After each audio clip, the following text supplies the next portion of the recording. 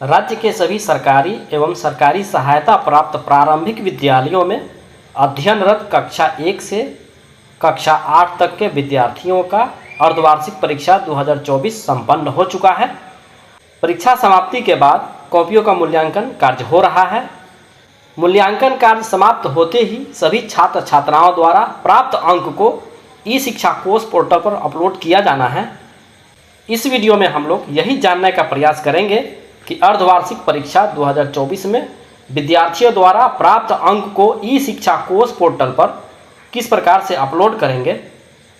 तो वीडियो में आगे बढ़ने से पहले यदि आप इस चैनल पर पहली बार विजिट किए हैं तो चैनल को सब्सक्राइब करने के साथ साथ बेल आइकन को क्लिक करके ऑल पर क्लिक कर लीजिएगा ताकि आने वाले वीडियो का नोटिफिकेशन आपको तुरंत मिल सके। ई शिक्षा कोष पोर्टल पर जाने के लिए सबसे पहले अपने मोबाइल के किसी भी इंटरनेट ब्राउज़र को आप ओपन करेंगे और ओपन के बाद गूगल के सर्च बार में आप ई शिक्षा कोष लिख करके आप सर्च करेंगे। सर्च करने के बाद अगला इंटरफेस कुछ ऐसा खुलेगा। तो यहाँ देखिए ई शिक्षा कोष .bihar.gov.in ये वेबसाइट है। पहला वेबसाइट पर आपको क्लिक करना है। तो क्लिक करते ही अगला स्क्रीन कुछ ऐसा दिखाई देगा। ये ई शिक्षा कोष का लॉगिन पेज ओपन हो गया है। इस पेज का लिंक मैंने डिस्क्रिप्शन बॉक्स में डाल दिया है। आप वहाँ से क्लिक करके डायरेक्ट इस पेज पर आ सकते हैं। तो छात्रों द्वारा प्राप्त अंक को ई शिक्षा कोष पोर्टल पर अपलोड करने के लिए आपको स्कूल आईडी से लॉगिन करना होगा। तो यहाँ आप यूज़र टाइप में स्कूल को सेलेक्ट करेंगे और उसके बाद यहाँ पर आप अपने स्कूल का डाइस कोड डाल देंगे। उसके बाद यहाँ पासवर्ड फिल कर देंगे और इस कैप्चा को दोनों को गुना करके आपको इस बॉक्स में फिल कर देना है और आप साइन इन करेंगे। आप जैसे ही लॉगिन हो जाएंगे तो डैशबोर्ड पर आपको कई सारा ऑप्शन यहाँ पर दिखाई देगा। तो यहाँ देखिए स्टूडेंट इनरोलमेंट का एक ऑप्शन आपको दिखाई देगा। तो सिंपली आप इस पर क्लिक करेंगे। क्लिक करते ही आप देखिए लेफ्ट हैंड साइड में आपको कई सारा ऑप्शन दिखाई देगा। तो यहाँ देखिए स्टूडेंट मार्क का एक ऑप्शन दिखाई देगा। तो आप इस पर क्लिक करेंगे और क्लिक करने के बाद आपके सामने कुछ ऐसा दिखाई देगा। यहाँ देखिए ऊपर में आपको ऐड का ऑप्शन दिखाई देगा और व्यू का ऑप्शन दिखाई देगा। तो आप ऐड पर क्लिक करेंगे। तो जैसे ही आप ऐड पर क्लिक करेंगे तो अगला इंटरफेस कुछ ऐसा दिखाई देगा। तो यहाँ देखिए आपको एग्ज़ाम टाइप आपको यहाँ पर सिलेक्ट करना होगा। यहाँ पर आप क्लिक करेंगे और क्लिक करने के बाद यहाँ आपको कई ऑप्शन दिखाई देगा जैसे कि वीकली है और मंथली है। यहाँ से मंथली एग्ज़ाम को भी सिलेक्ट आप कर सकते हैं। तो फिलहाल अभी हम लोग हाफ ईयरली पर क्लिक करेंगे। एग्ज़ाम टाइप को सिलेक्ट करने के बाद यहाँ से आपको क्लास वाले सेक्शन में आना है।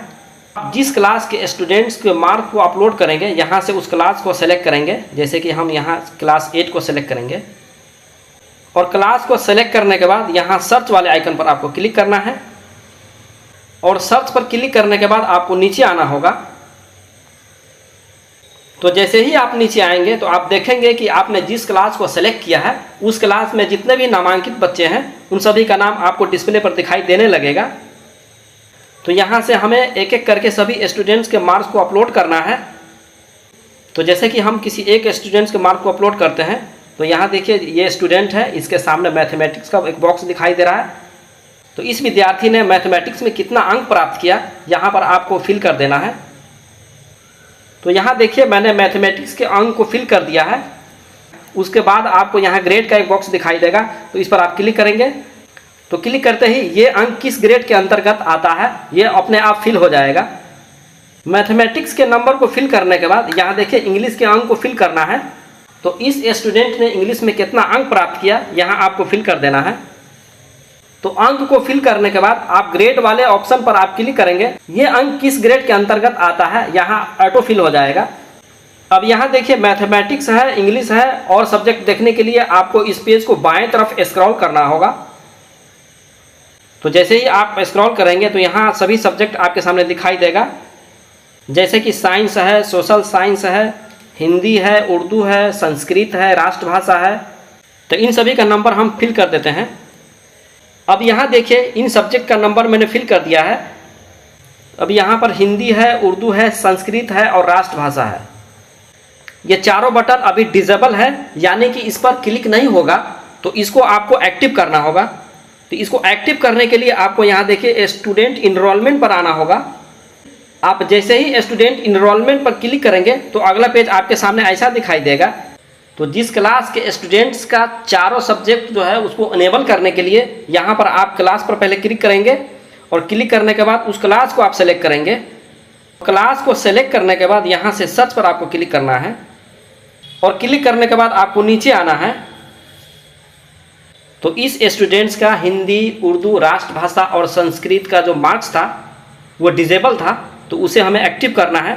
तो चलिए इसके कॉलम में हम आगे बढ़ते हैं और यहाँ देखिए टैग सब्जेक्ट का एक ऑप्शन आपको दिखाई देगा और यहाँ देखिए उसके नाम के सामने एक पेंसिल आइकन दिखाई देगा, तो इस पर आप क्लिक करेंगे। जैसे ही आप टैग सब्जेक्ट पर क्लिक करेंगे तो अगला स्क्रीन आपके सामने ऐसा दिखाई देगा। यहाँ देखिए टैग सब्जेक्ट है, उस स्टूडेंट्स का नाम है, किस क्लास में ये स्टूडेंट पढ़ता है, और देखिए यहाँ सब्जेक्ट है जैसे कि इंग्लिश है, मैथमेटिक्स है, साइंस है, सोशल साइंस है। तो ये चारों सब्जेक्ट पर टिक लगा हुआ है, यानी कि चारों सब्जेक्ट का मार्क्स आप फिल कर सकते हैं। उसके बाद यहाँ देखिए हिंदी है, राष्ट्रभाषा है, संस्कृत है, उर्दू है, तो ये डिसेबल है, यानी कि इसका मार्क्स हम फिल नहीं कर सकते हैं। तो आपको यहाँ देख लेना है कि उर्दू भाषी है या हिंदी भाषी है ये स्टूडेंट। तो यदि उर्दू भाषी होगा तो आप राष्ट्रभाषा और उर्दू को क्लिक कर देंगे।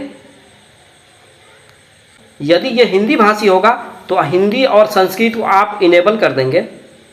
जब यहाँ से आप टैग सब्जेक्ट को इनेबल कर देंगे उसके बाद यहाँ आपको सबमिट करना है। तो जैसे ही आप सबमिट पर क्लिक करेंगे तो ये हमसे पूछ रहा है do you want to submit, यहाँ से हम यस कर देंगे। तो इतना करते ही टैग सब्जेक्ट सक्सेसफुली जोड़ा जा चुका है, इसे यहाँ से ओके कर देंगे। अब चलिए देखते हैं इस स्टूडेंट्स का मार्क्स फिल हो रहा है या नहीं फिल हो रहा है। यहाँ से हम स्टूडेंट मार्क्स पर जाएंगे, यहाँ देखिए ऐड के ऑप्शन पर हम लोग जाएंगे। यहाँ ऐड पर क्लिक करने के बाद यहाँ देखिए एग्ज़ाम टाइप हमें सेलेक्ट करना है, तो यहाँ से हम हाफ ईयरली को सेलेक्ट करते हैं और उसके बाद यहाँ से कुछ क्लास को सेलेक्ट करते हैं, जैसे कि हम क्लास 8 को सेलेक्ट करेंगे और सेलेक्ट करने के बाद यहाँ से सर्च पर क्लिक करेंगे और उसके बाद हम नीचे आएंगे। देखिए इस स्टूडेंट्स के टैग सब्जेक्ट को हमने इनेबल किया है, तो उसके सामने ये बॉक्स आपको खाली दिखाई दे रहा होगा और यहाँ देखिए इस तरह से भरा हुआ है। तो इस सभी स्टूडेंट्स के टैग सब्जेक्ट को हमें इनेबल करना होगा, तो इसको हम यहाँ क्लिक करते हैं।